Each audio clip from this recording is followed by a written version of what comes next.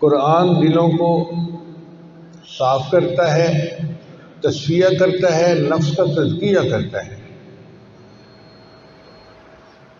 اللہ تعالیٰ نے اس کتاب کو بھیجا اس لیے ہے، یہ اللہ کا کلام ہے، انوارات سے بھری ہوئی کتاب ہے، برکتوں سے بھری ہوئی کتاب ہے، یہ دلوں کی دوا ہے، بیماروں کے لیے شفا ہے، نسخہ خدا ہے۔ اللہ کی شان دیکھیں کہ اب ان قریب ایک مہینہ آنے والا ہے جس کو رمضان المبارک کہتے ہیں، وہ شہر القرآن ہے، قرآن کا مہینہ ہے۔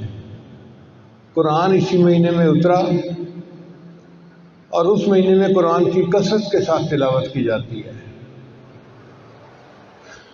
تو ہم ابھی سے اس مہینے کے لیے تیاری کر رہے ہیں۔ ہم نے دنیا میں دیکھا ہے کہ عید کے آنے سے ایک مہینہ پہلے عورتیں اپنے کپڑے تیار کرنا شروع کر دیتی ہیں، بچوں کی چیزیں خریدنا شروع کر دیتی ہیں، ایک مہینہ لگ جاتا ہے عید کی تیاری میں۔ تو بھائی رمضان مبارک کا مہینہ شہر القرآن ہے، اس کی آمد کے لیے ہم بھی ابھی سے تیاری شروع کر دیں۔ اور رمضان کی تیاری کیا ہے؟ ایک تو اپنے گناہوں سے توبہ کریں، اور دوسرا اپنے کام کو اس طرح سے سمیٹیں کہ رمضان شریف کا وقت فارغ ہو عبادت کے لیے۔ روزہ صرف کھانے پینے سے رکنے کا نام نہیں ہے، روزہ اپنے اعضاء کو گناہوں سے بچانے کا نام ہے۔ تو ہم روزے کو اس طرح رکھیں کہ ہم کھانے پینے سے بھی رکے رہیں اور اعضائے جسمانی کو گناہوں پہ پڑنے سے بھی بچائے رکھیں۔ یہ اعلیٰ درجے کا روزہ ہے، سر سے لے کے پاؤں تک ہم روزہ دار بن کے زندگی گزاریں گے، تو اس کی پریکٹس ہمیں ابھی سے کرنی شروع کر دینی چاہیے۔ اگر کوئی صاحب موبائل فون کا استعمال غلط کرتے ہیں تو ابھی سے بند کر دیں، پریکٹس کریں۔ شیطان زور لگائے گا، لیکن جب آپ ریزسٹ کریں گے اور کوشش کریں گے تو اللہ اس مصیبت سے جان چھڑا دیں گے۔ اور اگر سکرین پہ تماشے دیکھتے ہیں تو دیکھنا چھوڑ دیں، اللہ کے لیے چھوڑ دیں۔ یہ رمضان مبارک کی تیاری ہے، اپنے آپ کو گناہوں سے بچانا۔ جیسے انسان نہا دھو کے تیار ہو جاتا ہے نا، ہم توبہ کر کے گناہوں کو چھوڑ کے رمضان کے لیے تیار ہو جائیں، پھر رمضان کی برکتوں سے ہمیں پورا اجر ملے گا۔ نبی علیہ السلام کے زمانے میں قرآن کی کثرت سے تلاوت کی جاتی تھی۔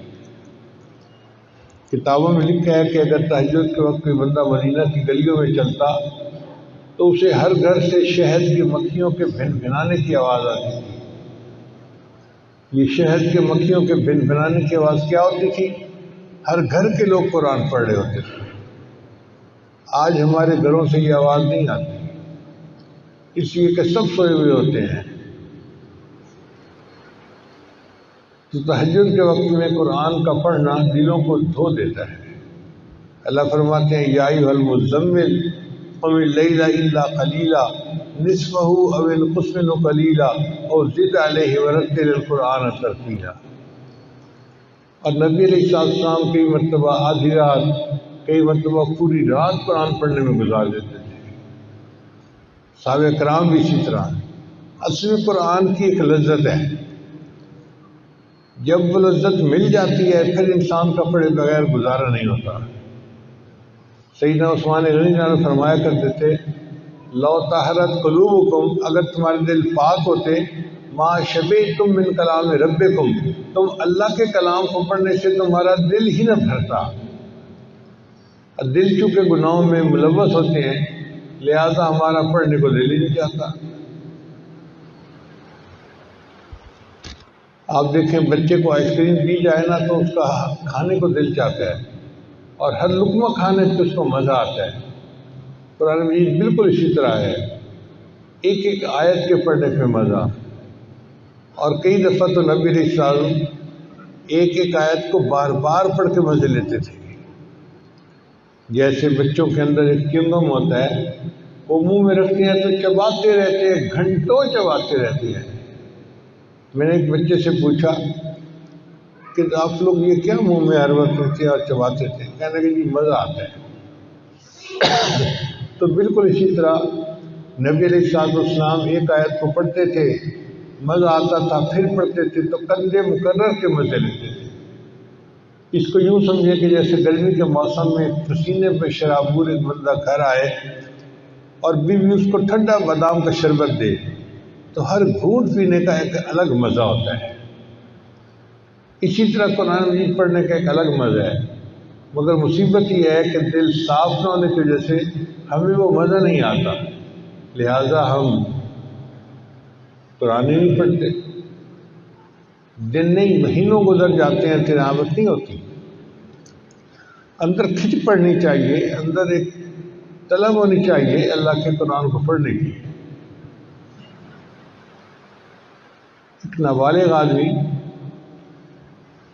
اس کو تو بلوغ کی لذتوں کا پتہ ہی نہیں،